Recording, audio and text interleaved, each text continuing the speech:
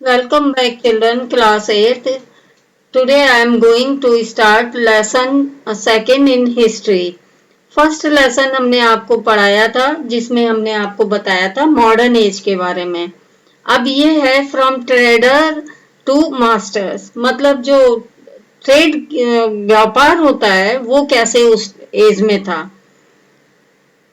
तो when the British came to India, Mughal dynasty was ruling over India. जिस time British लोग आपके India में आए थे उस टाइम में आपके मुगल लोग राज्य कर रहे थे। औरंगजेब की हमने आपको पिछले लेसन में भी बताया था कि सबसे पावरफुल मुगल था। जब उसकी डेथ हो गई है तो लोगों ने अपने अपने राज्य बना लिए छोटे छोटे, और इस तरह से किंगडम हमारा वीक होता चला गया। तो in such condition, the British trading company, the East India Company came to India for the purpose of trade. East India company आपके यहाँ पे आई ब्रिटेन से और उसने अपना ट्रेड का शुरू किया। अब जब ट्रेड का पहले आपका हमने बताया था कि ड्यूरिंग द मेडिएवल पीरियड अरब आए थे आपके यहाँ, उन्होंने कंट्रोल किया था, और मॉडर्न एज में ये लोग आए। The east India company got a charter from the ruler of England queen Elizabeth first in 1680। Charter बच्चों क्या मतलब होता है कि रिटन परमिशन अपनी क्वीन से उन्होंने ली थी कि वो आपके इंडिया में जाके ट्रेड कर सकते हैं। तो जब रिटन परमिशन है तो उनको कोई रोक नहीं सकता था आने के लिए। This company had monopoly over the trade with India. No other British company was allowed to trade with India. और उन्हों क्या था कि इसी को परमिशन मिली थी तो यही इंडिया में अपना ट्रेड फैला सकते थे, दूसरी कंपनी नहीं आ सकती थी। The purpose of company was to buy cheap goods from India. और इनका इंडिया आने का मतलब क्या था कि यहाँ से बहुत सस्ता सामान खरीदेंगे और अपने वहां जाके महंगा बेचेंगे, तो इनकी इकोनॉमी नेचुरली बढ़ेगी। The first European to come to India was the Portuguese called Vasco da Gama. आपको ये पता ही होगा कि सबसे पहले कौन आया था, वास्को डे गामा आया था। He discovered the sea route to India. Portuguese were followed by the Dutch, the English and French traders. All of them formed their company. अब इतने सारे लोग आपके यहाँ आए और आने के बाद सब अपना अपना करना चाहते थे। कोई कॉटन खरीदना चाहता था, कोई स्पाइसेस खरीदना चाहता था, कोई सिल्क खरीदना चाहता था। तो सब चाहते थे कि हम ज्यादा से ज्यादा खरीद लें, हम ज्यादा से ज्यादा चीज ले जाएं इंडिया के साथ, क्योंकि इंडिया में सामान बहुत सस्ता था और ज्यादा था। वहां पे ये चीजें अवेलेबल नहीं थी, थोड़ा बहुत था तो बहुत कॉस्टली था। इसीलिए ये इंडिया आए थे। कॉटन है, सिल्क है, पीपर है, क्लोव्स है, कार्डमम है, सिनामन है, इन चीजों को खरीदने के लिए ये इंडिया से ट्रेड कर रहे थे। The European traders were interested to buy Indian goods. The competition among the British company led to rise in prices of goods and reduction of profit. So the trading company wanted monopoly over trade by eliminating rival competition. Thus, battle between trading companies started. अब सभी company जितनी आ गई वो सभी चाहती थी हम ज्यादा से ज्यादा ले लें, हम ज्यादा से ज्यादा ले लें, तो उनके बीच में भी आपस में लड़ाई शुरू हो गई। They attack over each other ship, और जो उनके शिप आते थे उनके ऊपर अटैक करना शुरू कर दिया। The European company started fortifications for security which caused conflict with local rulers.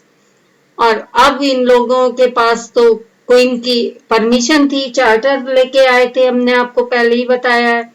तो इन्होंने अब आपके राजाओं के ऊपर जोर डाला कि हमें सिक्योरिटी और सेफ्टी दी जाए। During the medieval period, Arab traders controlled the trade through sea route. Due to conflict between the European and the Turk, the trade was disturbed.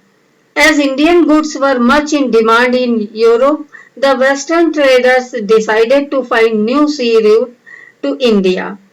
अब हर एक जब आना चाह रहा है तो क्या होता है भाई, हम शॉर्टकट से निकल जाएं, कोई कहता है हम इस रास्ते से निकल जाएं, हम पहले पहले पहुंचने की उसमें, तो अपने अपने सी रूट अलग अलग ढूंढने शुरू कर दिए ताकि शिप पे भी अटैक ना हो और हम पहले पहुंच जाएं। The trading company used to buy Indian goods at very cheap rate and sell them Europe at very high price. The policy followed by the European power to trade with India and exchange their goods with Indian goods and to make immense profit is called mercantilism. Vasco da Gama discovered a sea route to India by a Cape of Good Hope in 1498 and arrived at Calicut, Kerala. The Portuguese conquered Goa and made the center of business. The Dutch were interested in spices trade in Indonesia. अब देखिए Vasco D gamma Portuguese था, ये केरला में पहुंचा और इसने गोवा को अपना बिजनेस का, जब आए वो स्पाइसेस खरीदना चाहते थे, मसाले आपके यहाँ से, और उन्होंने इंडोनेशिया को अपना ट्रेड का वो बनाया and they set up trading factory in Machilipatnam, Calicut and Surat. इन्होंने आपके इंडिया में मछलीपट्टनम में, सूरत में अपना वो बनाया। The French compelled Pondicherry, Madras and Bengal for trade, और फ्रेंच लोग आए तो उन्होंने मद्रास को, बंगाल को अपना ट्रेड का, पौंडीचेरी को सेंटर बनाया। तो इस तरह से बहुत सारी जगह आपकी इंडिया की इन लोग ने कवर की ताकि वहां से सामान खरीदा जाए। The French set up their factories in Pondicherry, Madras and Bengal. The French had to compete with the British. French लोग क्या चाहते थे कि हम ब्रिटिश लोगों को हरा दें किसी तरह से, मतलब पीछे कर दें, हरा दें, कोई लड़ाई तो थी नहीं, मीन्स सामान खरीदने में या हम ज्यादा बिजनेस कर लें। This resulted in Carnatic Wars in which the French were defeated by the English.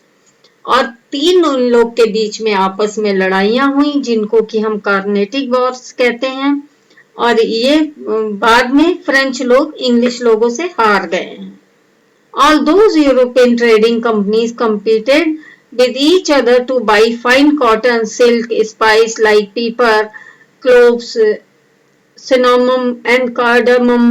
These items were very much in demand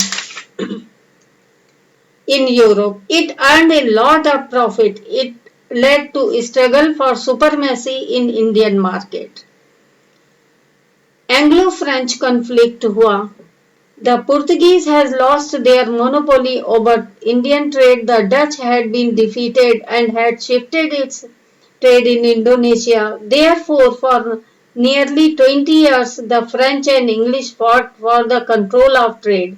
Taking advantage of the decline of the Mughal Empire and the political instability in South India, the French and British fought 3 wars. अभी हमने आपको बताया था 3 लड़ाइयां इन्होंने करी थी।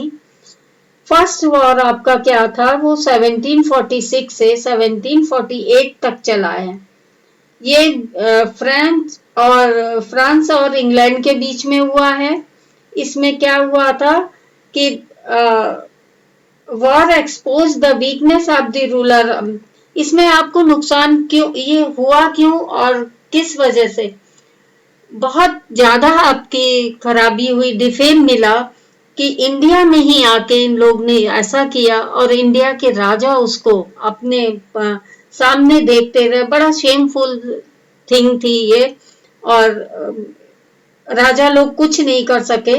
ये आपके राजा के राज्य के लिए एक वीक पॉइंट था। Dupleix, the governor of the French company, was very capable and diplomat. He took advantage of the weakness of the king. तो उसने राजा की इस वीकनेस का फायदा उठाया। फिर सेकेंड वॉर हुआ है 1749 से 1754 में। Dupleix interfered in Carnatic and Hyderabad after the death of their ruler. He got success to set up the puppet ruler in these two states as to fulfill the French interest. अब राजा लोगों को इन्होंने अपनी कठपुतली बना रखा था, जो कहते थे वो करना है, ये पावरफुल हो चुके हैं, तो इसका बहुत ज्यादा फायदा उठाया। The British manage to defeat the French plan under the evil leadership of Robert Clive of British East India Company and got made Muhammad Ali as the Nawab of Carnatic. The result of the war was अब क्या हुआ कि इन्होंने Robert Clive जो था वो leader था जो ब्रिटिश का, उसके अंडर में उन्होंने मोहम्मद अली को वहां का राजा बनाया।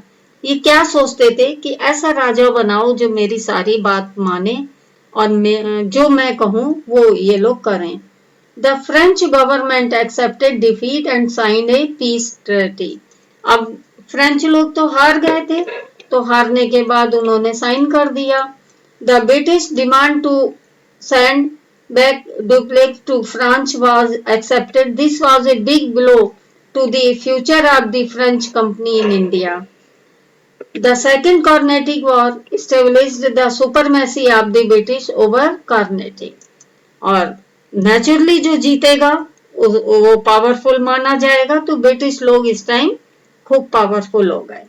अब थर्ड वॉर फिर हुआ है, वो हुआ है 1757 से 1763 तक गया।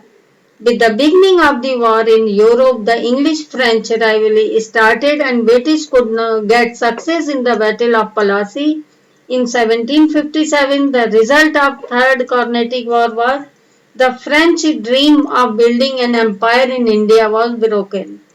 फिर इन्होंने जो तीसरा वॉर किया है यूरोप का, वो ये था कि जो इंडिया में ये चाहते थे हम बहुत बड़ा एम्पायर बनाएं फ्रेंच लोग, वो उनका ड्रीम खत्म हो गया। Pondicherry and other French settlement were return to the French but they could not build fort or station troops. इन्हें पांडिचेरी वगैरह दिया गया कि भाई ठीक है ले लो, पर ना तो वहां आप कोई स्टेशन बनाएंगे, कोई किला बनाएंगे अपना, ना आप अपनी सेना रखेंगे। कुछ शर्तों के साथ इन्हें कुछ जगह दी गई। The French settlement would continue as a centre of trade. The British supremacy was accepted. फिर वही है कि ब्रिटिश लोग आपके पावरफुल हुए। तो इस तरह से आपके 3 वॉर जो हुए हैं, लास्ट में क्या हुआ, इन्होंने the company persuade the Mughal empire Aurangzeb to issue a farman granting. अब इन्होंने ब्रिटिश लोगों ने एक फायदा आपके इंडिया में आके और उठाया। जिस टाइम औरंगजेब था, उसने कहा था जो भी सामान आप ले जाएंगे हमसे ट्रेड करेंगे वो ड्यूटी फ्री होगा। अब ये लोग उसी चीज को मान के चल रहे हैं, इतना सामान ले जा रहे हैं। ड्यूटी फ्री होने का मतलब था कि आपके इंडिया को तो कुछ भी फिर नहीं मिल रहा है, सामान भी सस्ता जा रहा है और इनका पैसा बच रहा है, वहां जाके ये महंगा बेच रहे हैं। तो नेचुरली ये पावरफुल हो गए और आप वीक होते चले गए। It cause a lot of loss to the nawab of Bengal Murshid Quli Khan followed by Alivardi Khan and then Sirajuddaulah. इन 3 लोगों को जो बंगाल के थे, इन्हें बहुत ज्यादा प्रॉब्लम हुई कि ये कमजोर होते गए। Causes of tension between the nawab of Bengal and company. अब आपस में नेचुरली टेंशन होगा कि इन्होंने कहा कि हम आपको फ्री में विदाउट ड्यूटी सामान नहीं ले जाने देंगे। ब्रिटिश लोगों से कहा हम आपको आपका अपना सिक्का नहीं बनाने देंगे, कॉइन नहीं बनाने देंगे जिसमें कि आप अपनी फोटो लगाएंगे, और इन्होंने ये मना कर दिया। इस तरह से आपका फिर अब जब राजाओं के बीच में टेंशन हुआ है, तो फिर आपका बैटल ऑफ प्लासी शुरू हुआ है। ये आपको हम कल बताएंगे। Okay, thank you. पढ़ना इसको बच्चों और समझने की कोशिश करना। जो भी मटेरियल है वो हम भेजते रहेंगे, पर आपको ठीक से पढ़ना है तभी समझ पाओगे। ओके।